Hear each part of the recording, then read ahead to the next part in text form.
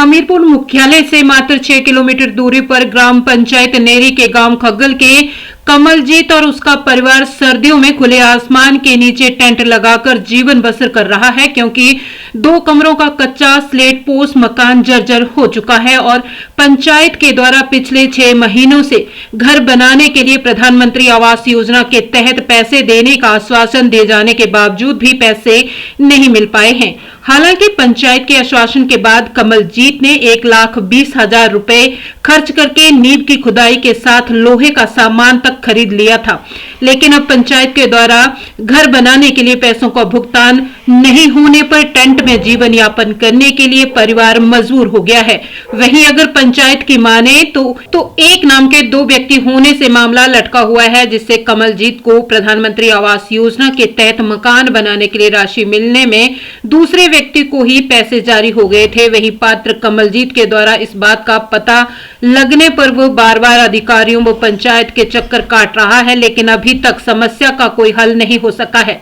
जानकारी के अनुसार वर्ष 2018 में मकान बनाने के लिए सर्वे हुआ था और 2024 में मकान बनाने के लिए राशि जारी होने के बाद पंचायत ने कहा था, लेकिन अभी तक राशि नहीं आ सकी है। और हम सरकार से ये मांग करते हैं कि हमारे घर पे पैसे दें हमें जल्दी।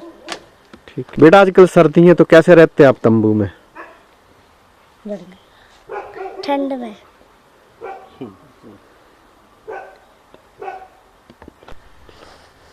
हमें बहुत ठंड लगती है, हमें जल्द से जल्द सरकार पैसा दे। हमारी समस्या ये है, हमको मकान बनना चाहिए ना।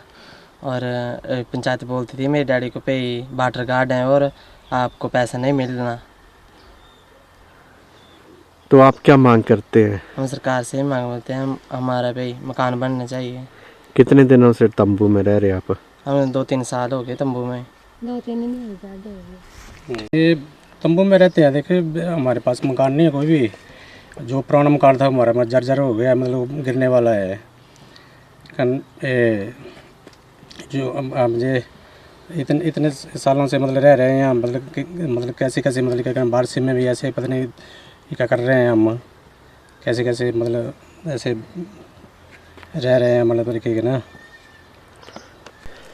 ये तो सितंबर महीने में बोला था मेरे को 10 तारीख से पहले सितंबर 10 से पहले इन्होंने वो मेरे को मतलब काम लगा दिया। मेरे को बोला कि एक काम लगा दिया तेरे को, मतलब तेरे पैसे आ चुके हैं बोले।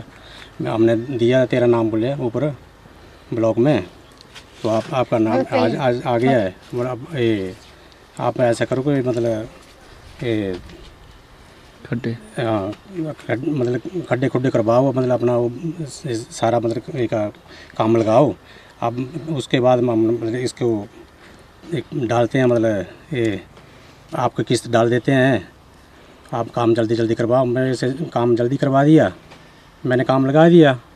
और उसके बाद फिर उसने मैंने फ़ोन किया उसको, सेक्रेटरी को भी, प्रधान को भी किया। तो इन्होंने मतलब बोल दिया कि मैं तेरे नाम का एक और लड़का है उसको हमने डाल दिए। तो बताओ मेरे को देखो कैसे उन्होंने मतलब मेरे साथ में ऐसा धोखा किया मतलब उन्होंने। तो अब उसकी भरपाई कौन करेगा? देखो कितने मेरे को कर्ज में डाल दिया है। तो मेरा 1,30,000 जो मेरे कर्ज में डुबा दिए मेरे को। जेसीबी भी लगवाई, उसका सारा पटान करवाया, सारा मतलब उसका है। तो अब मैं क्या करूं, मैं कहाँ जाऊं, क्या करूं मैं इसका? सरकार से मेरी मांग यही है कि मतलब इसका मतलब मेरे को जो भी खर्चा है वो उसको भी भरपाई करें। मैं मकान के लिए भी मेरे को मतलब कोई सहायता करें।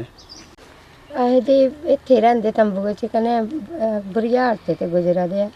हाँ हालत खराब है। आप मुख्यमंत्री से क्या मांग करते हैं? अरे मंगते भी मकान पैसे मिलने चाहिए।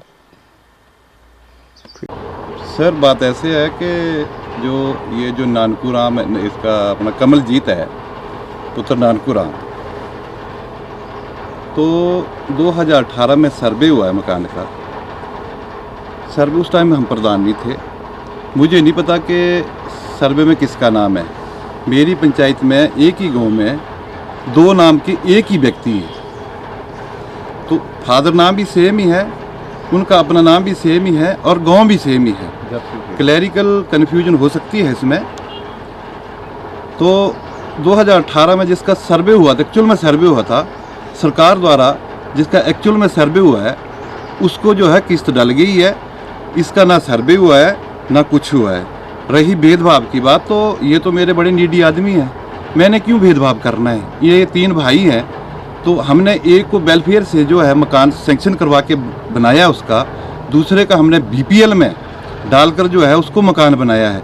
और जो इसका जो इनका कंबाइंड जो मकान था तीनों भाइयों का, मैंने ही उस मकान का इनका समझौता करवाया था। एक कमरा एक भाई का था और एक दूसरे भाई का इसका था। तो मैंने उसको बोला दूसरे भाई को कि छोड़ दे यार इस कमरे को, तो उसने जो है वो कमरा छोड़ दिया इसके लिए। और मैं कम से कम भी, मैं जब प्रधान भी नहीं था मैं तो कम से कम 20-25 सालों से समाज सेवा से जुड़ा हुआ हूँ। इस आदमी को मैंने कम से कम भी को 20 बार बोला, भाई तेरे मकान की कंडीशन ठीक नहीं है, तेरे पास एक कमरा है, तू मकान के कागज़ तैयार कर और मैं तुझे मकान सेंक्शन करवा दूंगा। तो ये बंदा काम नहीं करता है। दूसरा अपने पेपर नहीं बनाता है। दूसरा ये वाटर गार्ड लगा हुआ है। जब ये कोशिश की भी होगी इसने, जब इसकी इनकम जो है वो एक्चुअल में जितनी चाहिए नियर अबाउट 30,000 तो नहीं हुई होगी, पटवारी ने नहीं दिया होगा लिख कर, तब रह गया होना। रही भेदभाव तो मैंने क्यों करना है, मेरे लिए तो पंचायत का हर आदमी जो है वो बराबर है। जब मुझे पंचायत के लोगों ने इस कुर्सी तक पहुंचाया तो मेरे लिए भेदभाव करने की कोई बात ही नहीं है। ठीक है।